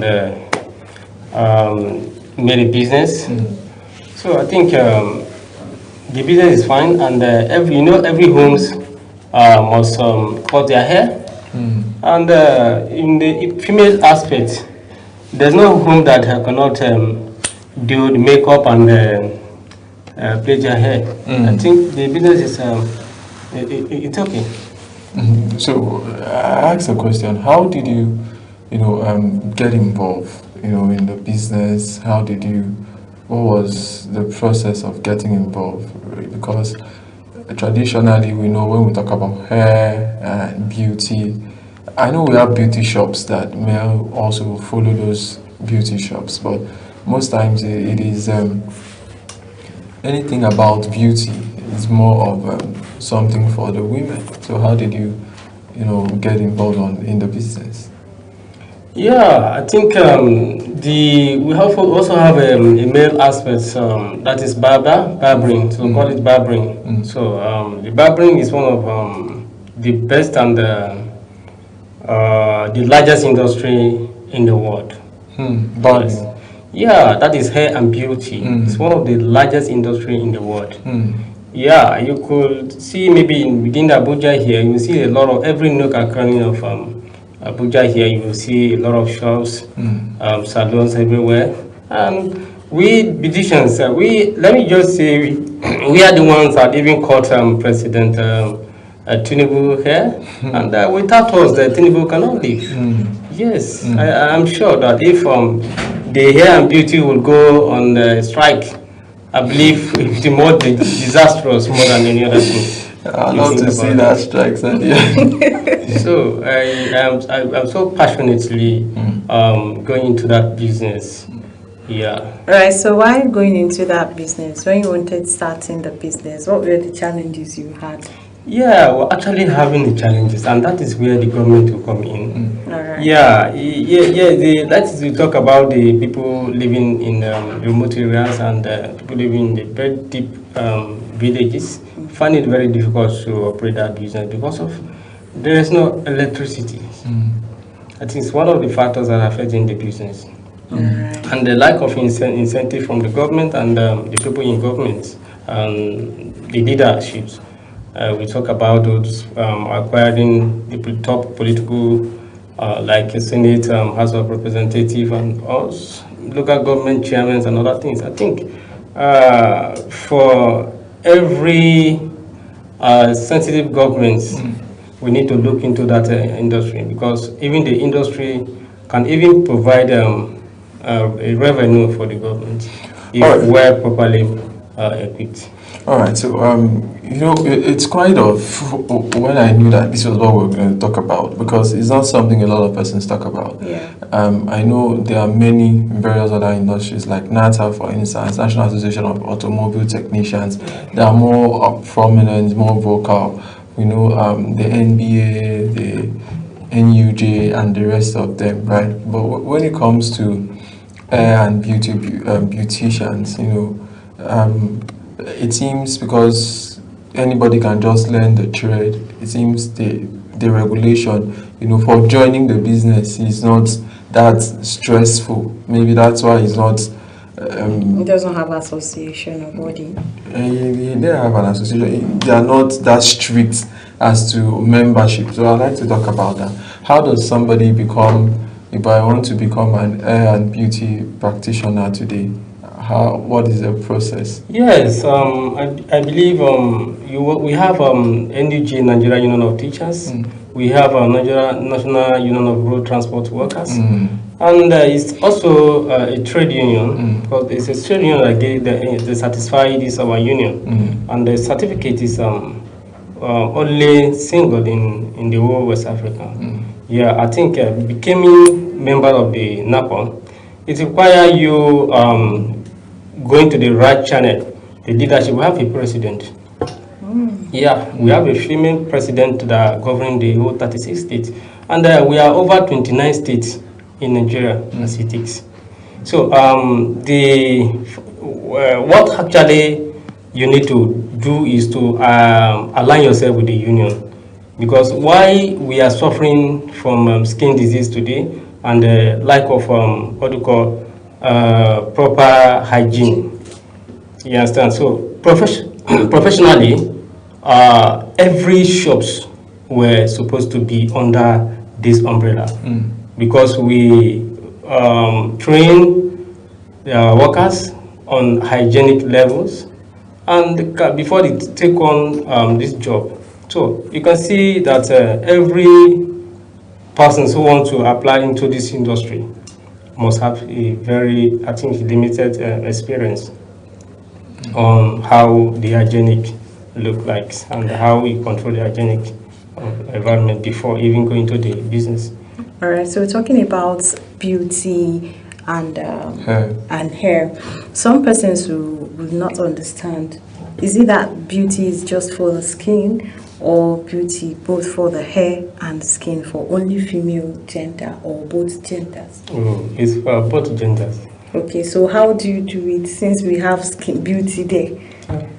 Yes, the hair and beauty is also comprise makeup artists, nail therapists, massage therapies. Sorry, let's do the counting because I'm interested.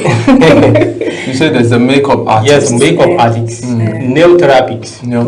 Yes, nail therapists, massage therapy. That is hairdressers, barberings. So they have a lot of things, and even the beauties shop owners and cosmetics they are beauticians. Okay. Yeah. Cosmetics and beauticians are also part of. They're also part of the hair and beauty. All right. So let's talk about the Nigeria Business Society.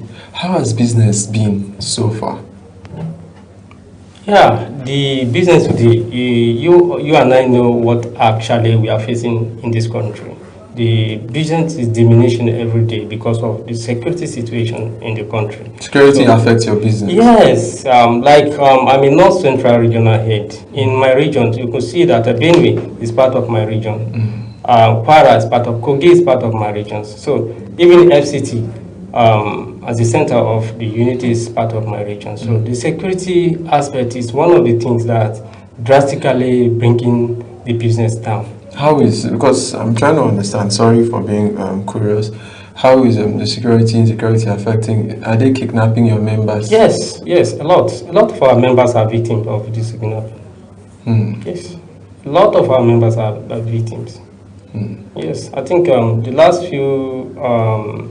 few days now, we encountered a lot of our members being falling into the hands of kidnappers. And we are just calling on the authority to do something before it gets in it.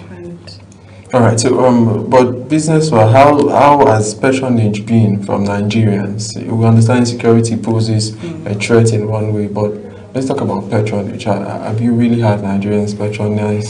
Yes, like I say, the patronage is very high. Like you say, you are looking very good, and my sister close to me is a very beauty. I think before you come here, you already design your faces and do your makeup. The patronage is very high, but we're also having a very big challenges, which is the electricity. Like I say from the initial. So electricity becomes a very yes, and lack of incentive from the government, also discouraging the businesses. All right. So you talked about electricity being a challenge because I know that today there are many shops, even where I go, right? They do not use electricity. They now use solar, and even the clippers are now rechargeable. So is that not something the association may teach your members, that instead of, okay, I'm not saying government has a responsibility, but if you wait and it has not come, you may also think of alternative ways of getting electricity for yourself. Is solar energy something that you've thought about? Yes, all hands are not equal. Yeah, I can do it. You can do it. What of the people living in the remote areas? How do we cope up? And that is why through the association, they cry to us as a leaders. And the primary responsibility of a leader as organization, a biggest organization, is to cry out to the leaders to assist the union in getting those people equipped. Like we are saying about this, the solar energy, like our mama, that is the First Lady of Federal Republic of Nigeria, was saying that at least with the 50,000 naira you can fry akara and kuli kuli. We'll come to that. So I know, and with these small businesses in salon like this rechargeable clipper is not cost. I think with your 20,000 naira, 25, 30, 40, you can get a clipper. That's rechargeable clipper. And even on that beggar, the bridge here, you can set up your business with your table. You understand? You can set up your business with a table and your clipper is in charge. You can work there. You can do your business there. But how is our leaders funding these industries? Once they fund the industries, the people, every houses were even eager to come into the business, and the Nigerians will not be lack anything. I see our boys are going to Yahoo and other sorts of illicit drugs and other things. So if at all the government come to our aids, funding these industries, I believe those people we are seeing in the streets today, those guys we are seeing in the streets today won't go into that areas. All right, so I must give this to some Nigerian youth, both the male and the female. Yes. All right. Some of them, you see them going into this business, like the barbing or the hairdressing for the ladies. And then you see some guys, like some men, also braiding for women. So I must give it to them that, yes, they are hardworking. As much as we have hardworking people, we also have those that don't believe in working hard or doing such jobs like we spoke earlier about. All right, so if you go from this street to the next street, you would come across like 2-3 shops of probably youth who just had to just think of something, being creative. They just put that, let me not go far, let's go to area 10. You see some barbers lined up. That's their shop. No roof, nothing. Just with tables and this clipper, and then they barb hairs, they barb people. You see them lined up. So you see, if they have an association, I think from my own side, the government should support, because these are another industry that most youths are going into now, doing this job while they wait for government jobs. You understand? So if you're being creative, if you're making use of the little opportunity you have, for me, I think it's a good one. So my own call is for the federal government and every other body involved to please support these associations so that they can help, like we could have more hands, more youth coming to do this business. And hair business is one business that also generates money. Even if you're poor, you must barb your hair. And for my own gender, I will collect money from you to go and do makeup, just to go and do photo shoots. So you see, I could just accept to drink water just for me to put on makeup. Yes. Right. So let me come back to you, Mr. Hassan Obake. Let's talk about how Nigerians see small-scale businesses, because our topic generally is about business development and how to go around it, right? How, because the other day you made a statement of the president's wife. She was talking and she said, instead of women, because I have seen a woman I know, the husband, does a petty job. They have about 4 kids. She does she doesn't do any other thing, right? Stays at home from morning to night. And I was worried when I saw that, because I know that the husband cannot afford to, take care of all of them based on economy and the job and everything. And the children even had to stay out of school for quite a while. When I asked, she said, there's no money to pay school fees. I said, but there are government schools around. He said, in those government schools, what are they teaching? I'm like, instead of them to stay at home. That's home. Right. So, how do Nigerians perceive your business? Are there people that see that it's a business for commoners, it's a business for people, it's not the kind of thing? Because I've heard those kind of people say, no, this is not the kind of thing I can do. It's not my calling. But you can call somebody and beg for money. Yes, urgent to give. Right. So let's talk about that. You're actually seeing that there's others just say that the hungry man is on the angry man. And as a man, you shouldn't, or the woman is not supposed to be an idol. You understand? Like there's those ladies going about doing the hookup, like this hairdressers, and they studied as Ashawo before. They used to look them, but it wasn't like that. They made a lot of money. They made a lot of money. So I'm appealing to those ladies on the street that instead of going through the street and be begging somebody money and looking for a sharp businesses, I think this business is a very lucrative business that they can involve themselves and they will get away with it. Right. So I'd like to know your comments on the president's wife. She spoke about frying akara, kuli and all of that. It was a lot of backlash. Yes. But what's your take on that? Yes, my take on that is this is a high, powerful, the First Lady of Federal Republic of Nigeria. She shouldn't have come in the public and outburst that kind of. Although she has her right to address Nigerians and even telling us what actually we need to do in terms of the business. But my take on that it goes in maybe trying creating a business hub that every Nigerians will like. If we talk about loans, if really Nigerians governments are also in high intensity for giving loans to women, you understand, women and men to go into the businesses, I believe they will go in the long way solving their problems, even in their own house. So the outcry that Remi Tinubu is talking about frying akaras. Yes, akara is a lucrative business that every homes goes into. So for that aspect, I discredit that statement. So what does it take to start a small business, right? Somebody wants to start a business, is listening to us this morning. And what does it take to start a small business? How much of capital is needed? What is the work that is needed to be done, around to gather that capital? Just lead us through the process. If maybe somebody who has just sitting down with a business idea and wants to start, what does it take to start a business?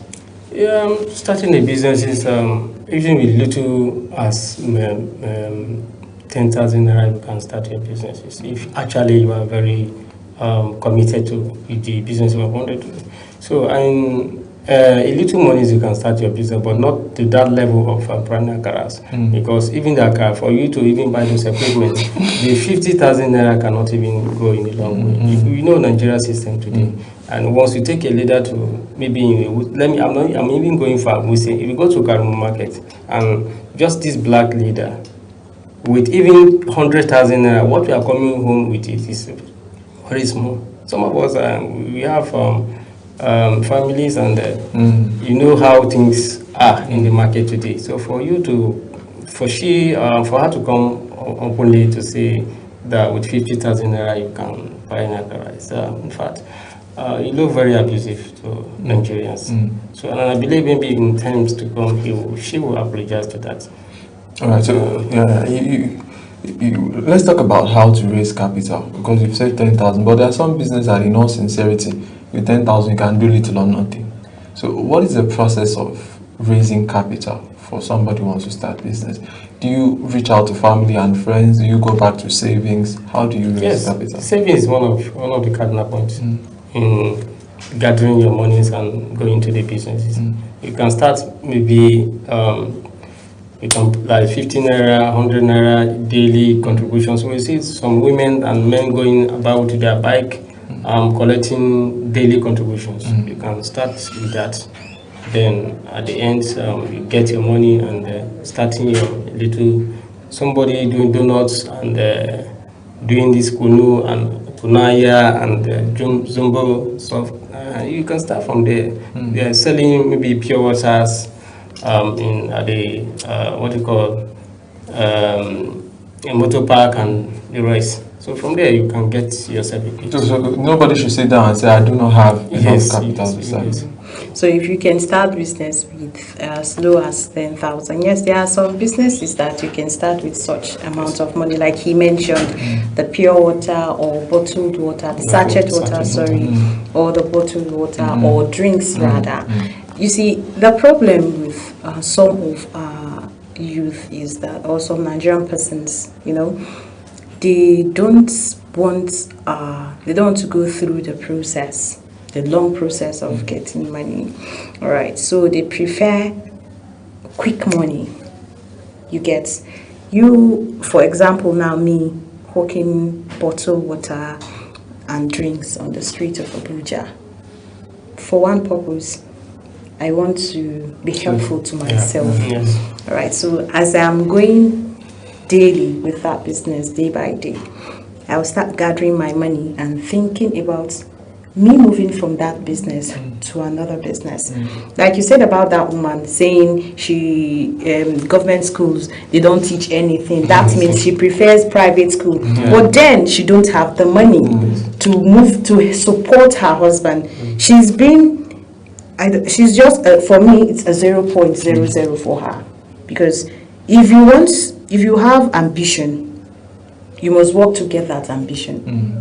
She is not working towards it by helping the husband or helping herself by getting a trade.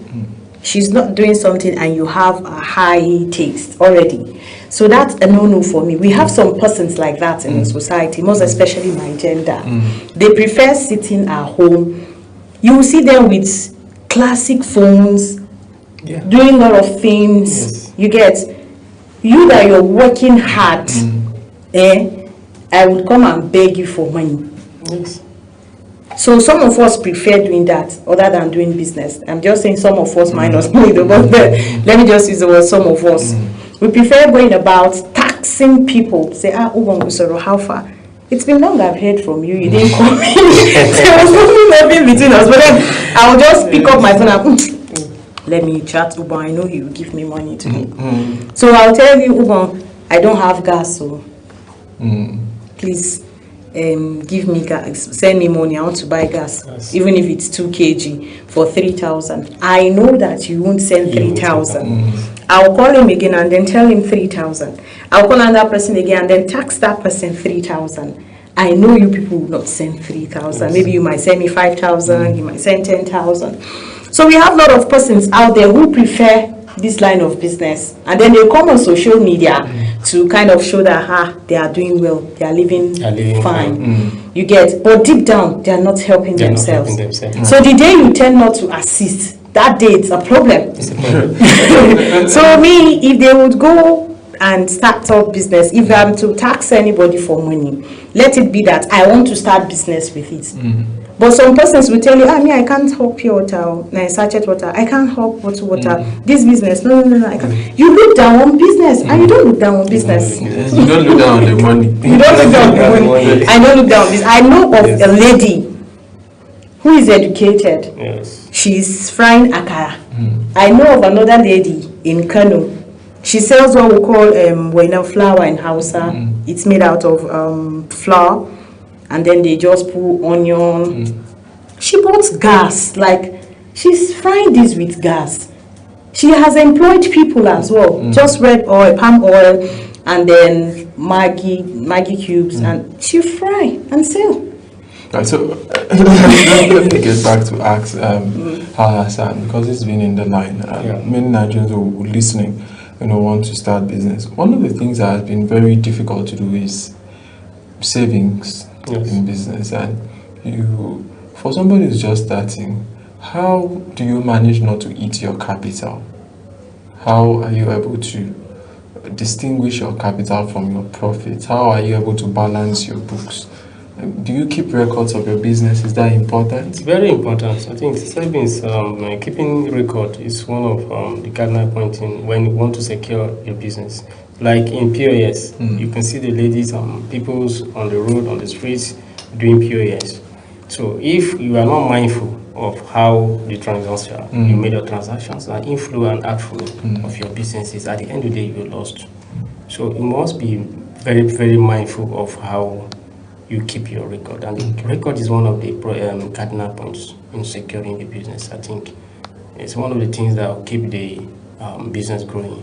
Right, so we also talk about partnership, because I've heard people say this time and time again that why we have lots of small businesses in Africa is that many Africans do not understand the power of partnership, of partnering with somebody to work, to do a business, to come in together, to pull resources to be able to carry out something. Is that something you've explored in your association? And do you think partnership is needed to move businesses forward? Yes, partnership is one of the things that keep the business like ours growing. You can see in Wuse, in Gariki, and even in central area here, you will see some shops. People buy space. They are not the owner of the shops. Buy spaces. Yes, they are not the owner of the shop. Rather, they are the ones setting that business up. No, they just came to buy the space. As doing the partnership with the owner of the shop, it keep the person business growing. But not just buying the space. You must have to be professionally and how to approach your customers. There are lingua francas.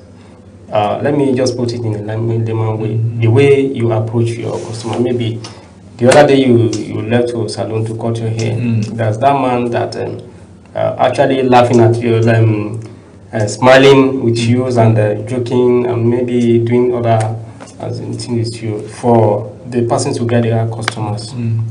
So you were talking about the partnership. The partnership. Yes. We have a lot of businesses that require their partnership. For the business to grow, you don't do something on your own. Because when you think that you know all, you don't. That is the beginning of your failure. So as a successful businessman, you don't know it all. So you require the second partner to also tell you what you don't know. You understand? Maybe what he knows best, you don't know. So in the business, the big business like ours, we require a partnership for the business. Right, so, but there's also complaints that sometimes many Nigerians do not know how to get into this partnership. And I've heard complaints of people saying they were scammed, by people, and people do not keep to the terms of the partnership. So what do you advise somebody to do to safeguard this, this space if you get into a business, so that you are not scammed at the end of the day? Somebody don't, say at first it was word of mouth, they say 50, this one say 50 at the end of the day, but he said no, it was not 50, I said it was 80, and all of those arguments are common. I think the proper agreement is one of the things. If you don't go into the proper agreement, the business will collapse now. And at the end of the day, you keep fighting yourself. An argument will come. And that is where the business will start falling. So the proper agreement is one of the things that you needed to do if you are going to the partnership. Yes, agreement is one of it. Alright, so you're still talking about the business, because we are trying to interrogate what it means to start small businesses in Nigeria. You've talked about partnership. Your organization, it's about beauty and hair, technicians. Do you collaborate with other associations? Because there are other industries, very many other industries that may have over time gotten some level of preeminent, the government know them, this and that. Have you spoken to them, and how are you trying to work in sync with other industries? Like SMEDAN is one of the government agencies that do with the businesses. Yes, we're also partnership with the SMEDAN, and in the area of grants and other stuff of the things. So the SMEDAN have been wonderful organizations that actually looking on how to grow this the hair and beauty industries. I must commend that. They are doing very, very wonderful work in the quarters with what they could. Then we have Nigeria Union of Journalists. Of course, we have we need information to grow the businesses. And we must have to partnership with the media, like the Global TV. So maybe at the beginning today we made the beginning of our partnership with the Global TV. So I think we need media to grow the businesses, and also other Nigerian. That will be very important, because a lot of persons will do. I mean, you come and pay us for adverts. But a lot of persons that do small and medium-scale businesses do not think that they need adverts. They need media, to grow their business. But media is very important because it brings publicity as to what you are doing. Talks about. How are you able to monitor people who are fake in your line of business? Yes, like I said from the initial, that in coming to this industry, you must it's not much, but you need to know what we are doing. Like in the Nigeria system, what we are having in the country and what we are facing in the country now, I think the hair and beauty contribute. There's a risk management in it. Like as hair and beauty, we are a beauticians, but we are a doctor. You understand? So we manage the hygienics part of it. Like if you go to the hospital, the last time I visited some hospital, you could see the lot of skin disease. Those ones are negligence of some of the barbers. You understand? So I have to get the hair counter. How many cases of these the sharp objects coming from the hair and beauty? So the professional aspect of it that must has to be part of this organization for you to get that training. Because once you get the trainings, you will know what you are doing, and the entire community will not be infected in this. So what do you do to those who have not gotten the right training and running as quacks? Is there something you can do, organization can do to serve as a deterrent to others who may want to also do such? And that is the area that we are still calling the government to come into our heads. We are not just helping ourselves, but we are helping the entire public. It gets me right. So the government need to chip in and assist this organization, because we know it. We are professionals. Like if you are dying your hair, a lot of things happening in the industry. Plus, ladies in Kaduna thereabout, when she use shampoo to shampoo somebody's hair, and the whole scalps were lost. I can it's very sad, but I couldn't help just laughing. Just to wash the hair, the whole scalp. Yes, because you don't know how to apply that. Is it the shampoo or the relaxer? The relaxer. Because I have heard of sorry about that. It's a relaxer. You need to put the relaxer and the shampoo. Yes. If the hairdresser doesn't know how to apply it properly. Yes, we actually need a collaboration with the NAFDAC, because we see it up, raising alarm to the NAFDAC. Because those who are bringing those products, we need to checkmate those things, because we are the consumers. We face that threat. So there is need for the NAFDAC to collaborate with the NAFDAC, so that the entire public will be safe. You understand? Because there are a lot of creams we are using today we are not supposed to be using. You understand? So there are many things that dies. There are some of us put dyes, but we don't know how to apply this dye. We don't even know the features of your hair. You must also examine whether your hair can take this dye. But in some the hair and beauty, the barbers, there's some less professional today. They'll just see your hair it begin to die. Just, you must have to examine the teachers of that hair, right, whether this dye will go with your hair or not. How many persons really take time to do that? Nobody. Nobody. We barely do So that, you know. yes, if the government can assist, can partnership, as in working closely with the hair and beauty, I believe those cases will be diminished in the hospital. All right, so let's go for a short break, and when we're back, the conversation continues. Please stay with us.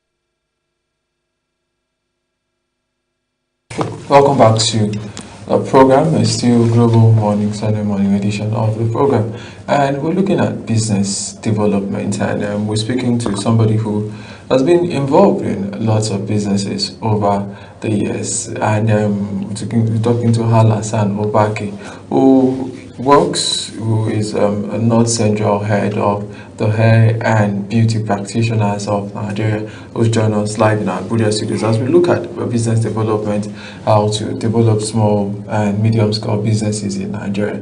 You know, we just talked about, before we went on that break, we talked about how to spot those who are spoiling our organizations, because I know that all over the world, right, there are people who commit crimes, and sometimes these crimes may want to rob off their organizations, right? So making sure that we're able to curtail such, it's very important for our future as a people and for our business.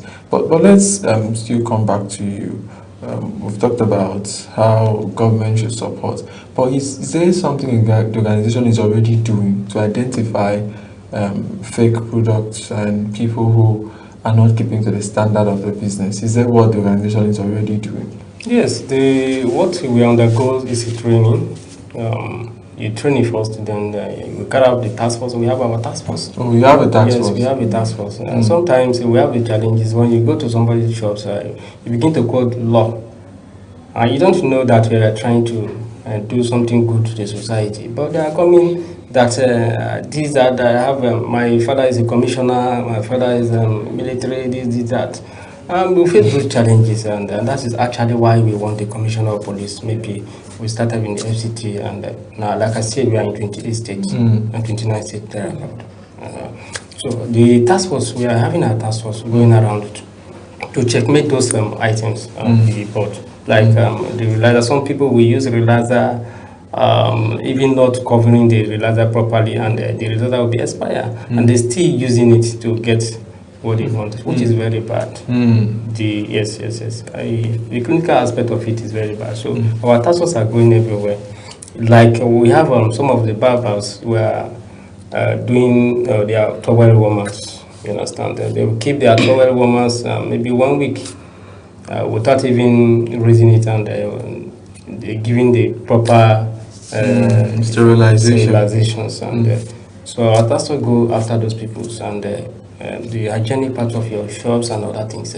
That is where our task force comes in.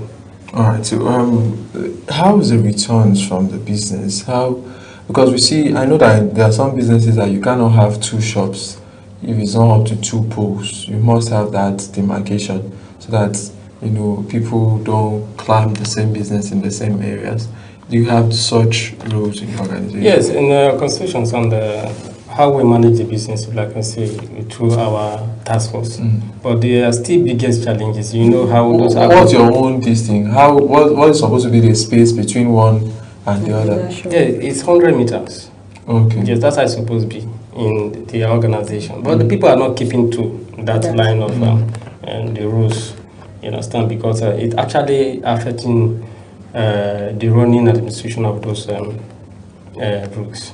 Because our organizations is that you need to identify with the union, and if you are opening the shops, you need to organize. You need to identify yourself with the union first, and then the union will go to the site and inspect your space and grant you the operational permit for you to carry on your business. But in the case of this, you will go to some areas, in some remote areas, we have agros.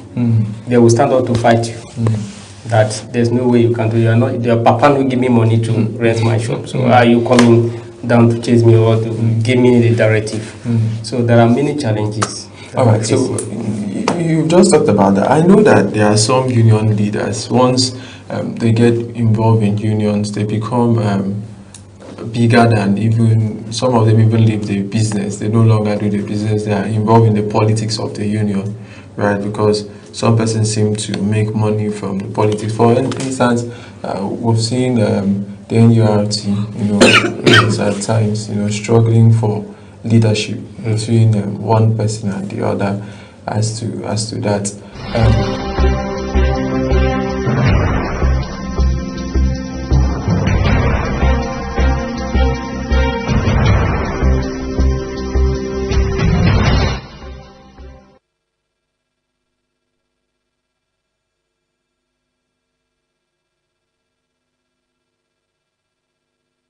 Alright, so welcome back to the program. We're still speaking to Alassane Obake, who is here with us in our Abuja studio. So I was asking about the fact that we've seen so many unions get involved in politics, the politics of the union, right, and even leave the core mandate. Well, how are you funding the union? Is that something you've thought about? How is the funding being achieved? And tell us about the politics side also.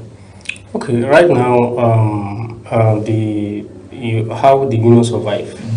In terms of union gets a dues every month, monthly dues.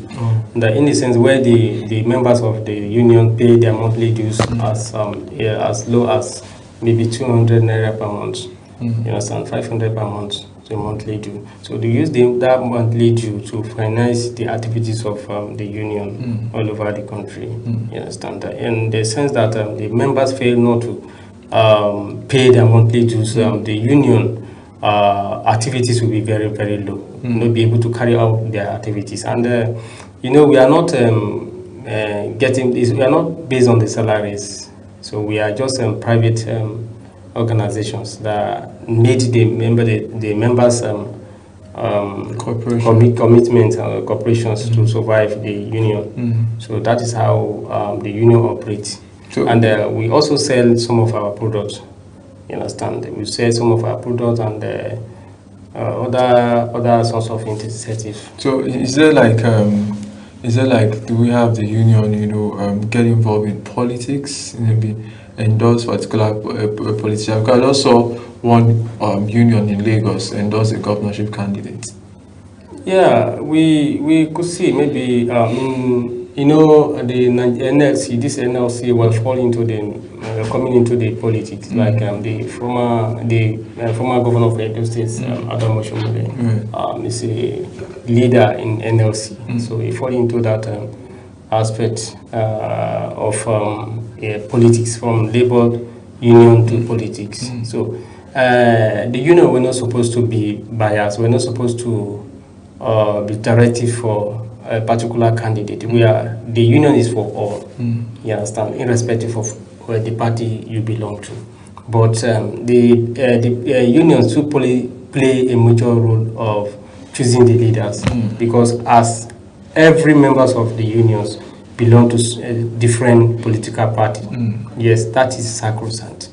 Yes, every members of the party, we can't tell one particular because everybody has their own political party. Yeah, they have their own ideology, they have their own political party, they are the leader of one of their party. So you cannot just tell them to leave this party and come and join. Yes, of course you can, but there's a limit you go about that. But you cannot use that union to achieve that. But the union play a major role in who became the leaders.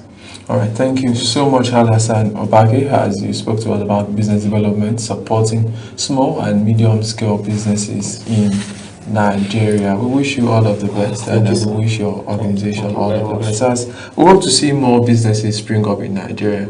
By the grace of God. Thank you so much. All right, so people will go for a short break, and when we return, the program continues. Stay with us.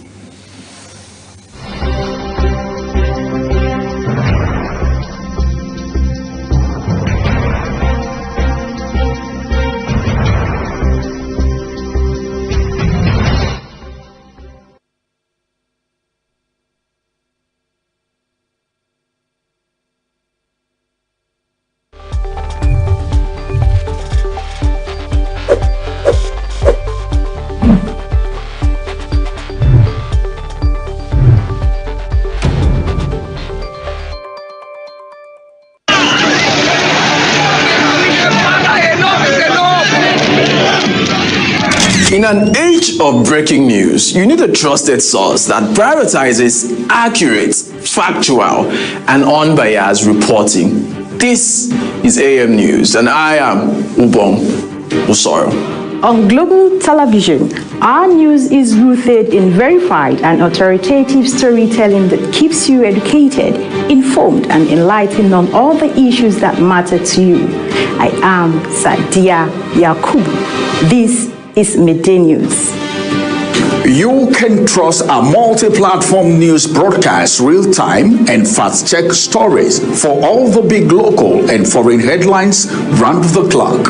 I am Ramsey Enoch Agbo.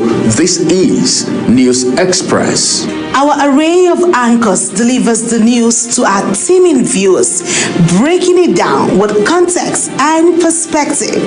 This is News Cycle on Global Television. I am Anieti Patrick. And the flagship news is your hub for the day's most engaging stories. This is News Prime, and I am Jumai Manson. Did you miss any of our news rounds? No worries. Catch up at 10 p.m. and midnight, 7 days of the week. I am Mukhtar Kasim. Global TV is on DSTV channel 365 and Star Times channel 276. We're active.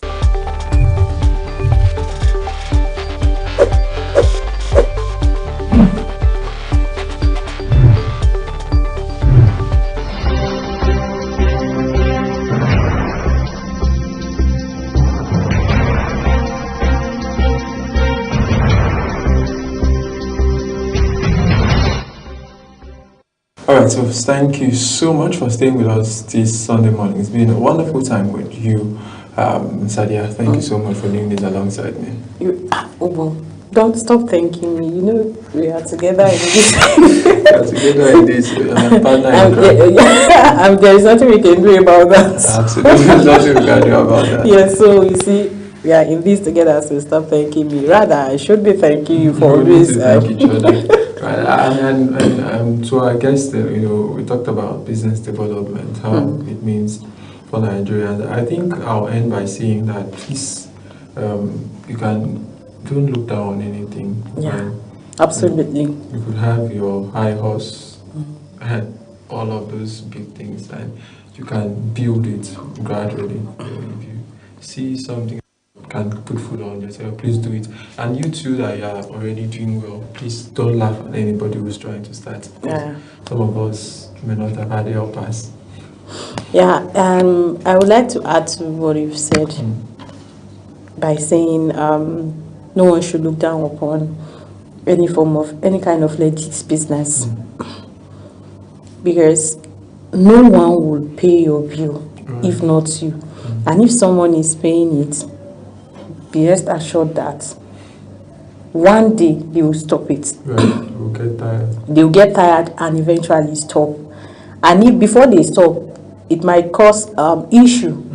You have issues here and there with that person. You fight, and then they will use it to should I say, insult you or something. And I know one won't like it.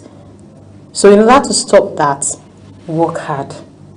Don't look down upon your business, how much you're getting. It's a matter of time. Even Dangote and Co, they started from somewhere. So just have that belief, Just have that belief that yes, you can do it, and you will do it. Be consistent in whatever you're doing. Absolutely. Yeah, and then you see that one day you live to tell the story on how you started the journey. And then you don't bother people with your own problems because you feel you don't want to do business because you're bigger than that business. I told you about a lady who is frying this Waina flour. I don't know, should I call it flour? Anyways, I don't know the best name I don't know what to call it in English, but in Hausa it's called Waina flour. She just thought about modernizing it. And she did. She's doing fine. So you don't look down on business. No, so long as it's paying your bill, it's doing other stuff. You're not going to knock on someone's door. To beg, right? I think you shouldn't be ashamed of that business. Absolutely. Thank you so much, Tania, for your time. And thank you, viewers, for staying with us this morning. We hope and wish you a wonderful morning ahead of you. Do have for your time a wonderful Sunday morning ahead. And this is us saying bye for now.